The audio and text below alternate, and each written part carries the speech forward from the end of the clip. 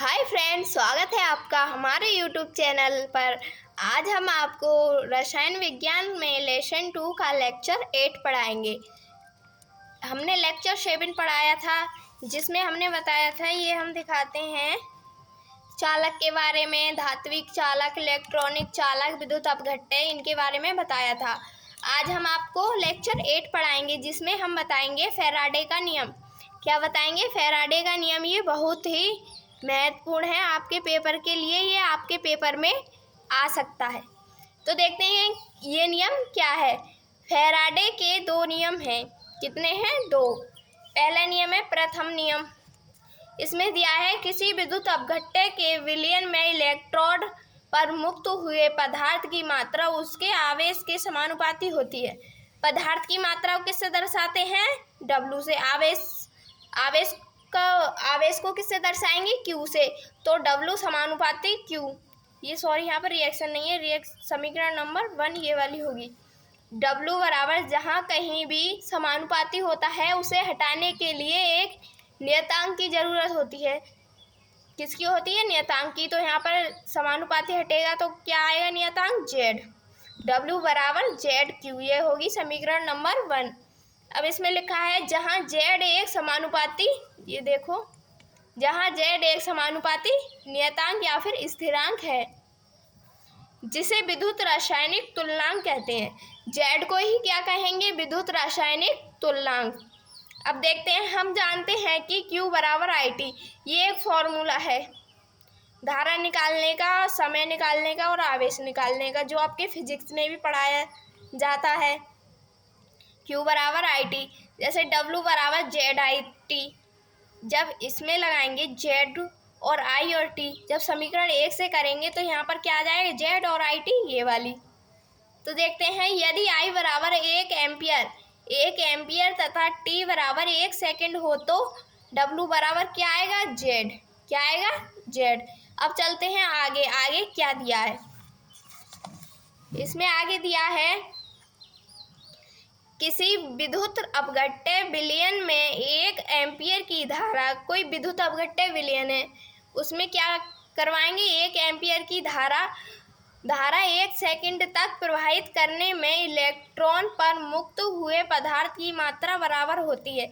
जब किसी विद्युत अपघट्य के विलयन में 1 एम्पियर की धारा 1 सेकंड तक प्रवाहित करने में इलेक्ट्रॉनों पर मुक्त हुए पदार्थ की मात्रा के क्या होती है? बराबर होती है।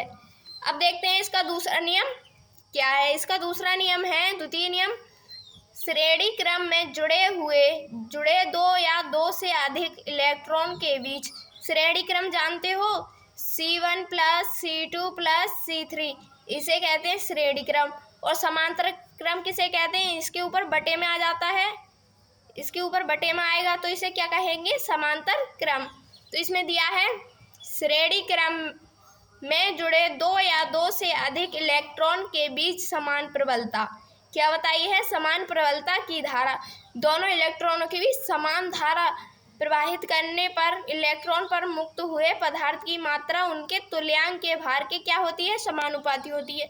जब श्रेणी क्रम में 2 या 2 से अधिक, मतलब श्रेणी क्रम में जुड़े 2 या 2 से अधिक इलेक्ट्रॉनों के बीच समान प्रबलता, एक समान धारा प्रवाहित कराएंगे। धारा प्रवाहित करने पर इलेक्ट्रॉन पर मुक्त हुए जो पदार्थ की मात्रा होती है उसके तुल्यांक के भार के बराबर होती है, जिसमें दिया है W समानुपाती E। इसमें तुल्यांक की मात्रा है E से। किसे दर्शाएंगे? E से। तुल्यांक के भार की मात्रा को किससे दर्शाएंगे? E से। तो इसमें दिया है प्रथम इलेक्ट्रोड के लिए।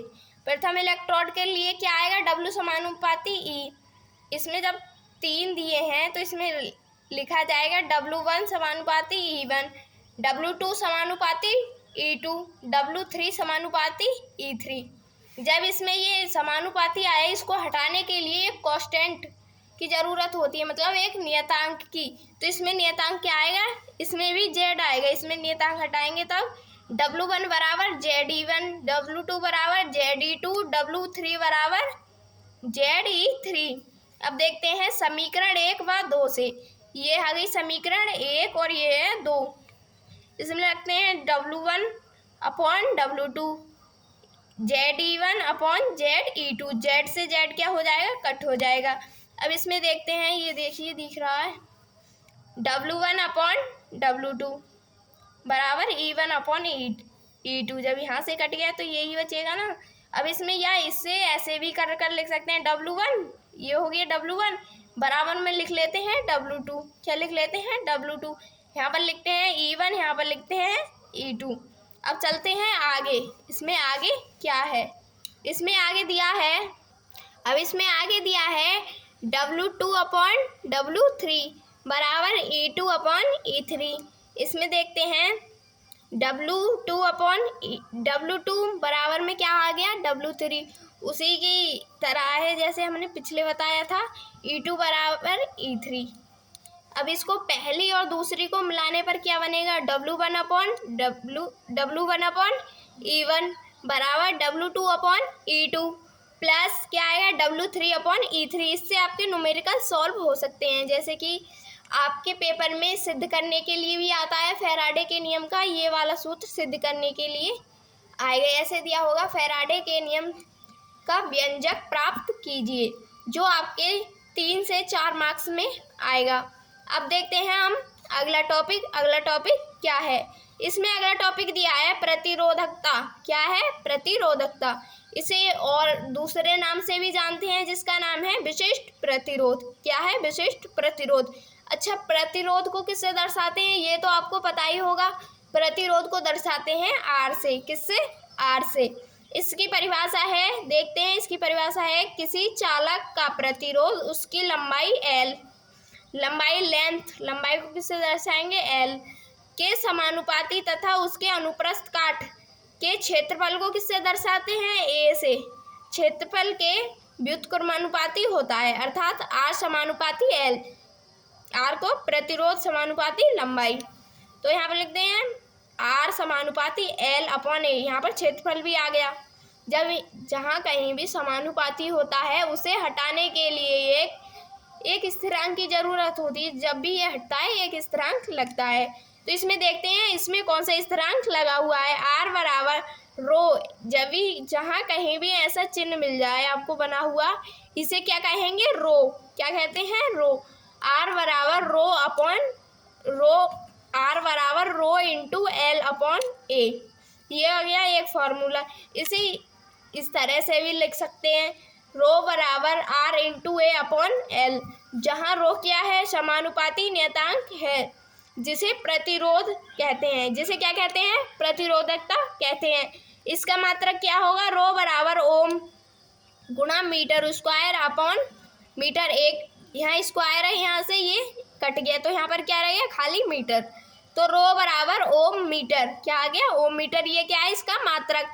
आपसे ये पूछ सकता है पेपर में कि प्रतिरोधकता का मात्रक क्या है, या फिर आपको ये वाला फॉर्मूला लिखकर बता देगा। वो पूछेगा इसका मात्रक है क्या, इसका मात्रक है क्या। उम्मीद है आपको यह वीडियो समझ में आ गई होगी। अगर आपको यह वीडियो, हमारी वीडियो अच्छी लगती है तो एक लाइक और सब्सक्राइब जरूर करिएगा। Thank you.